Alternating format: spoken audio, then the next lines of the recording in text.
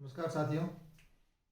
आज हम maths NCERT chapter 13 exercise 13.1 का फिफ्थ क्वेश्चन देखेंगे। ये जो क्वेश्चंस हैं इनको सबसे पहले पढ़कर डायग्राम बनाएंगे। क्या है question? A hemispherical depression is cut out from one face of a cubical wooden block. cubical wooden block है।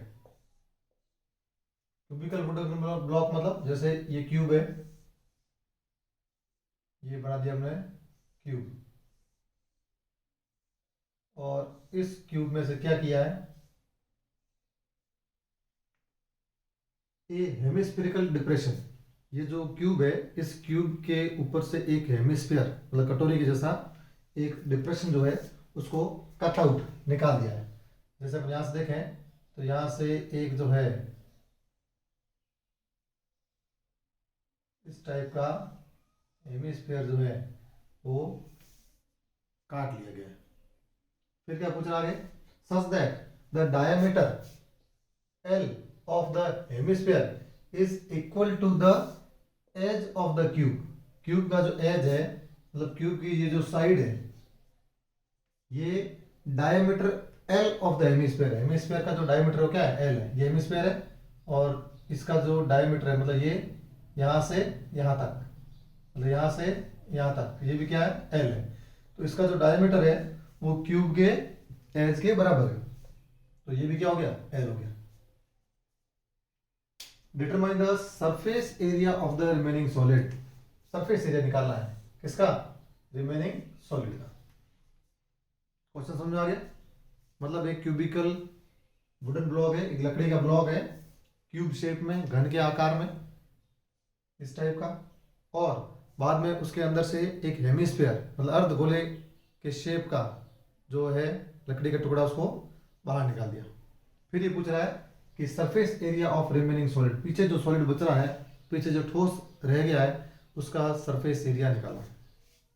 मतलब आप उसमें आगे की बात इसमें बात करें तो एक तो ये साइड पूरी आ जाएगी इधर वाली, ये नीचे वाली साइड, ये सामने वाली साइड, उधर वाली, मतलब ये जो 6 साइड है, 6 में से 5 साइड, 5 साइड तो पूरी पूरी है कंप्लीट, लेकिन जो ऊपर वाली सरफेस है, 6th सरफेस जो बच रही है वो पूरी नहीं है। तो हम इसमें क्या करेंगे? सोल्यूशन देखा है। सबसे पहले अपन क्या दिया हुआ है? साइड ऑफ क्यूब, क्यूब की जो साइड है या कह सकते हैं एज जो है, एज जो है क्यूब की साइड है, ये बराबर है किसके? Diameter of the hemisphere. Diameter of the hemisphere, ये जो हेमिस्फीयर है इसका डायमीटर इसके बराबर है। Diameter of hemisphere, diameter of hemisphere, जो अर्धगोला है, अर्धगोले का जो डायमीटर है जिसको हम डी कह सकते हैं, ये बराबर है किसके? एल के। ये एल है, ये दे रखी डायमीटर एल, ये डायमीटर एल, और ये क्या है? क्यूब के जो एज है या क्यूब की जो साइड है उसके बराबर है। तो ये एक चीज पता चल गई। दूसरा अभी अपन क्वेश्चन करेंगे, हमें रेडियस की जरूरत पड़ेगी। Radius of hemisphere, radius of hemisphere, अर्धगोले की त्रिज्या। त्रिज्या आपको मालूम है क्या होती है? डायमीटर की आधी होती है, d/2। डी कितना है? एल है, तो l/2। ठीक है, ये रेडियस आ गया। फिर अब चलते हैं अपन मेन क्वेश्चन पर। पूछा क्या अपन को? Surface area of remaining solid. Surface area of remaining solid मतलब जो पीछे ठोस रह गया है उसका सरफेस एरिया निकालना है। तो उसका सरफेस एरिया कैसे होगा?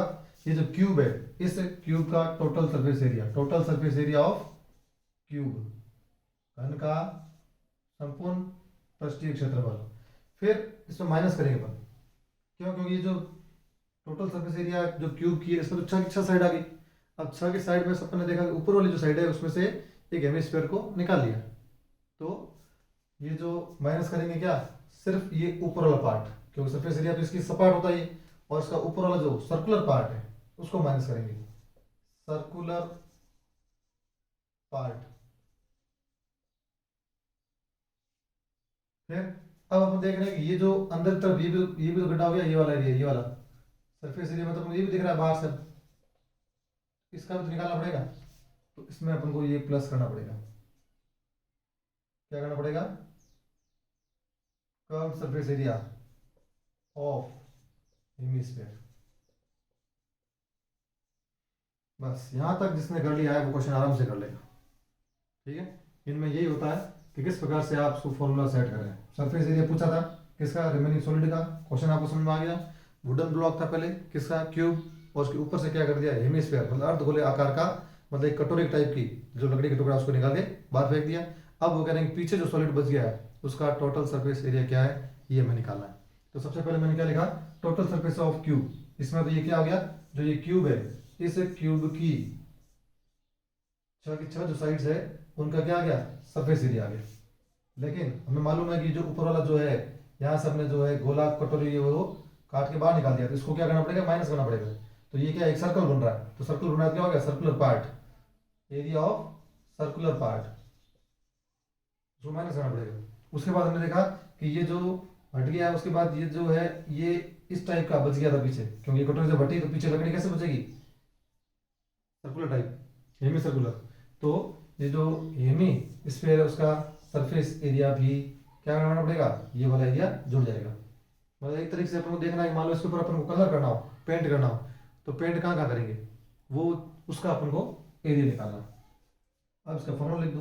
Total surface area of cube क्या है? 6a² माइनस माइनस क्या हो जाएगा? सर्कुलर एरिया क्या होता है? πr², सर्कल का एरिया, वृत्त का क्षेत्रफल, प्लस क्या हो जाएगा? कर्व सरफेस ऑफ हेमिस्फीयर क्या होता है? 2πr²। ठीक है, अब हम देख सकते हैं, इसको सॉल्व कर लो पहले। 6a² तो 6a² रहेगा, इन दोनों की यदि क्या 2πr² है, उसमें से 1πr² को माइनस करना है, तो कितना बचेगा? 1πr² बच जाएगा। 2πr² में से 2πr² में से 1πr² माइनस कर दिया तो क्या बच गया? 1πr²। और एक लिखने की जरूरत नहीं है, इसलिए मैंने क्या लिख दिया है? πr²। अब इसकी वैल्यू पुट कर दो।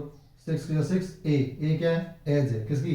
क्यूब की। क्यूब की एज कितनी है? एल, तो यहाँ हो जाएगा एल का स्क्वायर, प्लस पाई की जगह पाई, आर कितनी है?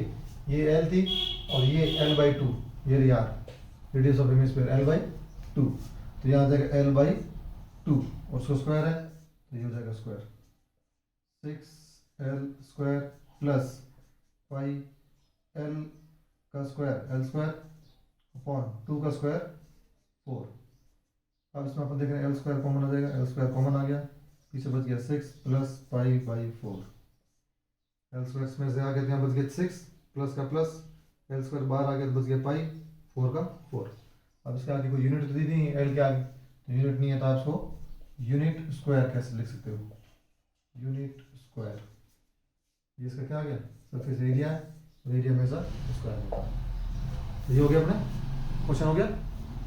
तो ये मेरे हिसाब से आपको समझ में आ गया होगा। एक बार और देख लेते हैं क्या किया। सबसे पहले क्वेश्चन में क्या बोला है कि एक वुडन क्यूब है, उसमें से अंदर से हेमिस्फीयर को निकाल दिया है और पीछे जो सॉलिड बचता है उसका सरफेस एरिया निकालना है। तो सबसे पहले क्या किया अपन ने कि क्या दिया है? साइड दी है क्यूब की, क्योंकि लिखा हुआ है कि डायमीटर जो एल है किसका? हेमिस्फीयर का, और जो डायमीटर हेमिस्फीयर का वो क्या है? क्यूब के साइड के बराबर है, तो ये कितना है? एल है। फिर क्या किया? रेडियस निकाल दिया। रेडियस क्या होती है? डायमीटर की हाफ होती है, तो डायमीटर कितना? एल, तो ये कितनी होगी? l/2। उसके बाद सरफेस एरिया निकालना है, तो सरफेस एरिया के लिए आपको सबसे पहले ये अगर आपको बनना आ गया तो आप आराम से क्वेश्चन कर दोगे। सिर्फ वैल्यू पुट करनी है, बाद में कुछ नहीं। तो सबसे पहले अपन देखा total surface area of cube, इस क्यूब का पूरा पूरा एरिया निकल दिया। फिर अपन देखा कि ऊपर जो एरिया ये हट चुका है, तो ये सर्कुलर एरिया को माइनस कर दिया। फिर देख रहे हैं कि अभी ये चीज़ बढ़ गई है वापस, क्योंकि ये वाला पार्ट बाहर जा चुका है, तो अपन यहाँ ऊपर से देखेंगे तो ये वाला अपन को कैसे दिखेगा? डिफरेंट टाइप दिखेगा। तो यहाँ पर भी तो अपन को क्या है? कलर करना पड़ेगा, तो वो क्या है? Surface area, curve surface area of hemisphere है, उसको अपन ने प्लस कर दिया। फिर इसकी वैल्यू पुट कर दी। Total surface area of cube क्या होता है? 6a²। सर्कुलर पार्ट, जो सर्कुलर पार्ट है इसका एरिया क्या होता है? πr², तो πr² प्लस की जगह plus, curve surface area of hemisphere क्या होता है? 2πr²। बस बस फॉर्मूला याद करने हैं और कुछ याद नहीं करना है मैथ्स में। ये फॉर्मूला अगर आपको याद है अच्छी तरह और अगर आपको ऐसा ये जैसा क्वेश्चन कर रहा है वैसा आपको करना आ रहा है तो कहीं गलती होने की चांस नहीं है। सिर्फ वैल्यू पुट कीजिए और आंसर पाइए। 6a² 2πr² में से π² माइनस कर दिया तो πr² आ गया। अब यहाँ भी आपको वैल्यू पुट करो तो आंसर आ जाएगा, लेकिन इसको जितना हो सके सिंपलेस्ट फॉर्म में करना है जितना सिंपल हो। फिर 6l², ए की जगह एल आ गया, पाई की जगह पाई, आर रेडियस कितना था l/2 तो l/2 लिख दिया, स्क्वायर है तो दोनों का स्क्वायर हो गया। 6l² प्लस का प्लस पाई का पाई, एल का स्क्वायर हो जाएगा l² और 2 का स्क्वायर हो जाएगा 4। फिर अपन देखा यहाँ l² दोनों में है तो l² कॉमन ले लिया, यहाँ क्या बच गया 6 तो 6 अंदर आ गया, प्लस की जगह प्लस, यहाँ क्या बच गया पाई और 4 π/4 ब्रैकेट बंद। तो ये अपना क्या आ जाएगा आंसर। आई होप अब आपको ये समझ में आ गया होगा। अगला question next video. Thank you.